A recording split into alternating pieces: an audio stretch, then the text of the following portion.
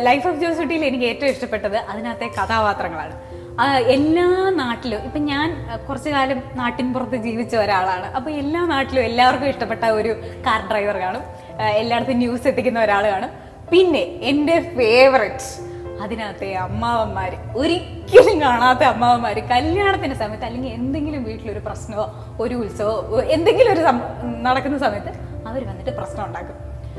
ഇത് പല കല്യാണങ്ങൾക്കും ഞാൻ കണ്ടിട്ടുള്ള കാര്യം. ഞാനും ഇത് കണ്ടുകൊണ്ടിരുന്ന എല്ലാവരും തലയും കുത്തി കിടന്ന് ചിരിച്ചു ഈ ഒരു സംഭവം. കാരണം നമുക്ക് എല്ലാവരും റിലേറ്റ് ചെയ്യാൻ പറ്റും. സാറിൻ്റെ കല്യാണത്തിന് ഇങ്ങനെയൊക്കെ തന്നെ ആയിരുന്നോ? ഓൾമോസ്റ്റ്. അല്ല, ഇത് എൻ്റെ കല്യാണം മാത്രമല്ല, ഞാൻ ഒത്തിരി കല്യാണങ്ങൾ കണ്ടിട്ടുണ്ട്. ഞാൻ ഈ ഐഡിയ ഒക്കെ നേരത്തെ മനസ്സിൽ പ്ലാൻ ചെയ്ത് ഇത് എവിടെയെങ്കിലും പറയണമെന്ന് ആഗ്രഹിച്ച് ആക്ച്വലി മൈ ബോസിൽ ഞങ്ങൾ ഷൂട്ട് ചെയ്തതാണ്.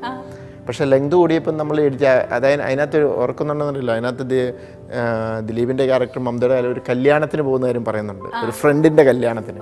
അങ്ങനെ ഇവർ എൻ്റെ കൂടെ പോയി ആ കല്യാണം കൊളാക്കിയിട്ടാണ് തിരിച്ചു വരുന്നത്. പക്ഷേ ലെങ്ത് വന്നപ്പം അതങ്ങ് നമ്മൾ അന്നത് കളഞ്ഞു. അന്നേ ഞാൻ ഓർത്താ ഇത് വേറെ ഏതെങ്കിലും സിനിമ. അപ്പോൾ ഇവിടെ കറക്റ്റ് ഇങ്ങനെ ഒരു സിറ്റുവേഷൻ വന്നു. കാരണം ഞാനെപ്പോഴും ഇതൊരു ക്രിസ്ത്യൻ ബാക്ക് ഡ്രോപ്പിലുള്ളതാണ്. നമ്മളിപ്പം ഒരു ചെറിയൊരു വിമർശനത്തിൻ്റെ രീതിയിലാണ് ഞാനത് പറഞ്ഞത്. കാരണം ഞാനൊക്കെ ഒത്തിരി കല്യാണങ്ങളിൽ പങ്കെടുത്തപ്പോൾ നമ്മൾ ഗസ്റ്റായിട്ട് വിളിക്കുന്നവരെ നമ്മൾ അപമാനിച്ചു വിടുന്നത്, മനസ്സിലായോ?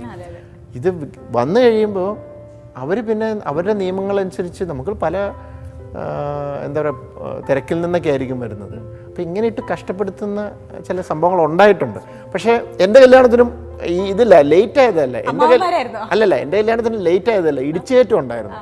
കാരണം എൻ്റെ കല്യാണത്തിനും ഞാൻ സമ്മതിച്ചില്ല. പിന്നെ എൻ്റെ വൈഫിൻ്റെ അനിയത്തിയുടെ ഒരു കല്യാണത്തിനും. കാരണം അതിൻ്റെ ഒരു ഞങ്ങൾ ചെയ്തതെന്നു വെച്ച് കഴിഞ്ഞാൽ ഈ 12 കോടി കൊടുക്കാന്ന് പറഞ്ഞാൽ പെൺകുട്ടിയുടെ ഒരു ആഗ്രഹമാണ്. നമുക്കത് ചെയ്യാൻ പറ്റത്തില്ല. അപ്പം നേരെ കെട്ട് കഴിഞ്ഞു, വന്നു, മധുരം വെച്ചു, അകത്ത് കയറ്റി കേക്ക് മുറിച്ചു, എല്ലാവരും ഭക്ഷണം കഴിക്കുന്ന സമയത്ത് പോയി ഡ്രസ്സ് മാറാം.